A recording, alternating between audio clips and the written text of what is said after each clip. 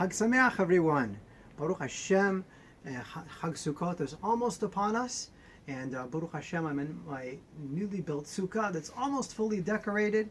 And I'm so sorry for the lateness of this video. It's a bit last minute, but hopefully enough of you will see it in time that it'll be of help to you.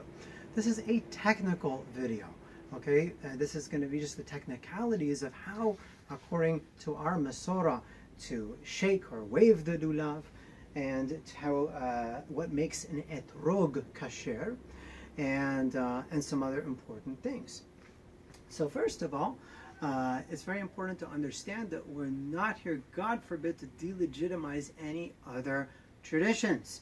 We're trying to speak about what we as Talmidei RaMBaM and Mechoristim, which means basically observant Jews who are really into authenticity, of why we rely, for example, on the Yemenite Etrog.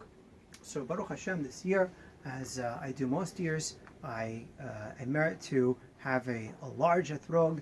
I just like them. They're beautiful. There's no other reason. There's no mysterious, mystical reason. I just love them. And if you think this is large, this is nothing compared to large, enormous Ethrogim that my Mori has every year. I have no idea how he gets them. But, and again, this is going to really cut to the heart of why we only rely on this species of Etrog. When it comes to, although all of the other Ethrogim of the other traditions are all from the citron family, okay? The sages didn't think, okay, according to the terms and definitions of the science of biology. They thought in terms of phenotype, in terms of how a particular object looks and tastes, and feels, smells, and what would have certainly have set the Yemenite, what we call the Yemenite Etrog, is really the Ethrog of Eretz Yisrael, which was brought to Yemen. Remember, guys, that the exile to Yemen was not a forced exile. In other words, the Jews were not forced out of Eretz Yisrael fleeing to Yemen originally. Yes, there were waves of migration to Yemen, but the first was by Jews who actually went to settle there according to an actual understanding that actually Yemen technically might be part of Eretz Yisrael. There's something I speak about. It's an opinion. I don't subscribe to this, but it is an ancient opinion. You'll find it in my book, Oral Torah from Sinai. Anyway, but they brought with them the seeds to plant Etrogim. Today, Baruch Hashem, not only do Yemenite Jews have this species, but also Indian Jewry as well. And what sets it apart is not only that it grows to be super huge, no other variety of the citron family can boast that are used as Etrogim, and it also tastes good.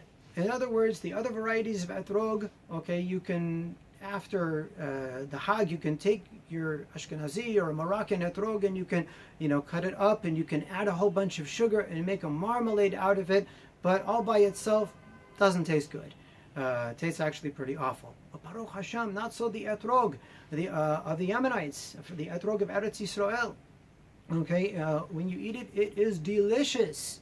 And again, these are two very, very clear phenotypic characteristics which set this apart entirely and would probably have made it, other citrons have been to seem in the eyes of the ancients maybe as separate species. And remember, guys, that this is a Torah commandment that we're trying to fulfill, not a rabbinical commandment. So it's going to be very important for us that even in a case of doubt, to err on the side of caution. And that is why we will rely on nothing other than the Yemenite Etrog, the Etrog of Eretz Yisrael. Let's talk about the other three species. So here you have absolutely nothing to worry about. All the communities of Israel today, Baruch Hashem, rely on species that there's no doubt about them, the Hadassim, the Aravot, and the Lulav, and they are bound together. You may be curious as to why I bound them together in such a unique, maybe gaudy style. But the RaMBaM says beferush clearly that even if a person binds them together in gold or silver, yatsa, he's taken out of his obligation. And actually, you can bind them together with anything that is dignified. And in our Yemenite community, people are very creative with the types of wrapping and binding that they do with their Ethrogh. And if you think that I have a lot of hadassim, a lot of myrtles, you haven't seen anything. If you come to a Yemenite synagogue during Chol HaMoed, you're going to see huge bundles of myrtles. And again, this goes all the way back to ancient tradition. It's noi, it's beautiful for the for the mitzvah that there should be many hadassim. The RaMBaM brings it down. So let's talk about how. And by the way, according to our tradition, we do not use the koichkalakh. These separators. It doesn't seem to me that they would be kasher because it is of the same material that the lulav is made of, and it's probably not chotzetz, but it's not a tradition to separate them. They are bound together. Let's talk about how to wave them. So first of all, there's no way that I can do justice to completely summarize all of these very important halachot, which are found in chapters 7 and 8 and Hilchot Shofar Sukkah we-Lulav. Learn them. If you have any questions, you can ask me, or of course, any competent rabbi or Talmid Chachamim. And this is, we have to raise them up. The RaMBaM teaches us in chapter 7, halacha 9, derech gevilatan. And this is a little bit tricky, because when it comes to the Etrog, according to Masorah, according to tradition, this is the way that you're supposed to wave it, okay? And we know that it grows like so. So we're supposed to wave them in the direction in which they grow, but according to tradition, the Etrog needs to be as so. And the answer is, I don't know why. So if someone can offer an idea, a suggestion of why that is, I'd love to know your ideas. Leave them below in the comments. Okay, how do we wave the lulav? How do we shake it? So you're going to be surprised as to just how simple it is. Now, before I shock you with just how simple it is, let's learn about the biblical background of the wave offerings and what it meant to wave something in the Torah. So remember, we learn in Bamidbar, in Numbers, that Aharon HaKohen, in order to inaugurate the Levites, the Leviyim, okay, he waved them. He actually picked them up and waved them. Now, can you imagine in your mind Aharon, okay, picking up these Levites and doing with them what has almost become universal practice in synagogues today, in all of these different directions, okay? Obviously, that would be quite impossible. And by the way, before you attack the whole tradition and say, hold on a minute, Mori, how could you pick up 22,000 of anything in one day?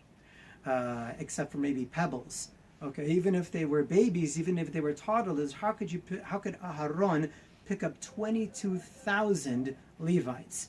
Remember, this is not merely the opinion of small me, but today, Baruch Hashem, most researchers, degreed academics, and more Talmidei Chachamim are coming on board to understand that when it comes to counting human beings, Elef in the Torah, okay, is actually aluf, a clan chief, okay, or a clan.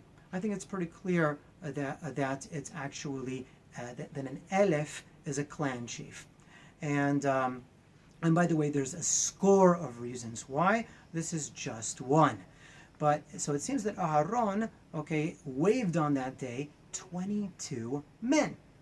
But how do you do that? Again, according to the Kabbalistic tradition that's only a few hundred years old. Very simple. You can't.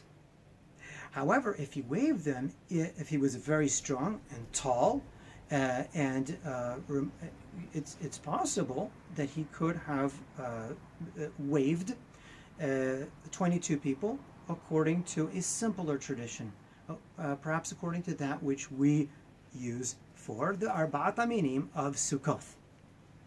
And we do as follows.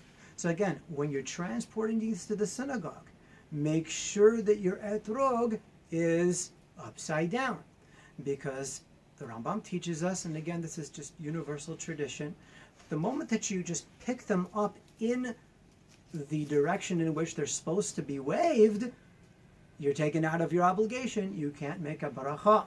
Okay? So it's very important when you're transporting them, your Etrog is upside down. And what I do is I place it down on the table before me, and then I put it in the proper position.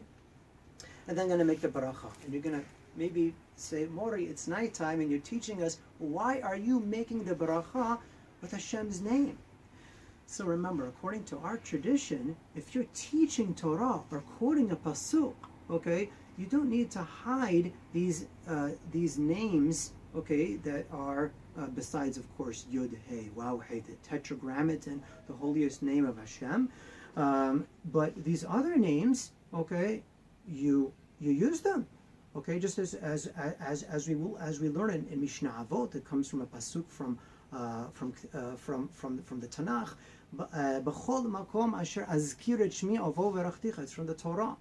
Every place where I cause my name to be heard, I will bless you. It is a blessing to say Hashem's name, and God forbid we should come to become so fearful of saying Hashem's names that we should end up almost erasing them partially from the world, as we're actually supposed to do with names of idols. So again, I'm just going to say the bracha in order to train people, and you're going to see how we do this. Baruch atah Adonai Eloheinu melech haolam asher qidashanu b'mitzvoto v'asivonu al natilat lulav.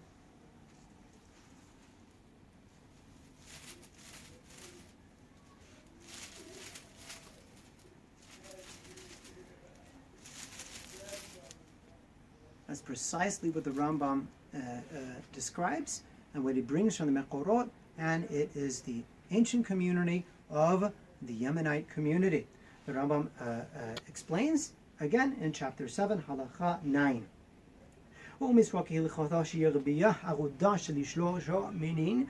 ביומין ואתרוג בשמאל ויוליך ויוביל ויעלה ויוריד וינענע הלולב שלושה פעמים בכל רוח ורוח. The miswah, according to halakha, is that a person should lift up the bundle of the three species in the right hand with the etrog in the left hand, and he should bring forward, he should bring back, he should raise up, and he should bring down and shake the lulav 3 times in each of those directions. So it's that simple. Again, and again, I make the bracha, start at the chest without shaking, go forward, shake 3 times, bring back to the heart 3 times, raise up, shake 3 times, bring down, shake 3 times. That's it. And of course, Baruch Hashem, together with all of the Eidot, all of the traditional ethnic communities of Israel, we shake at certain times in the Hallel, in the 2 places where we say Hodu l'Hashem ki tov ki le'olam hasdo, and Anna Hashem hoshi'anna, and that looks as follows. Hodu l'Adonai ki tov ki le'olam hasdo, and Anna Adonai hoshi'anna.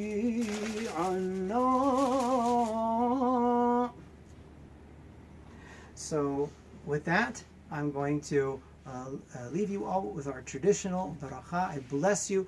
Tizku l'shanim rabot u'mu'adim tovim. May you merit many years and a good festival. Hag Sameach. Shalom, shalom.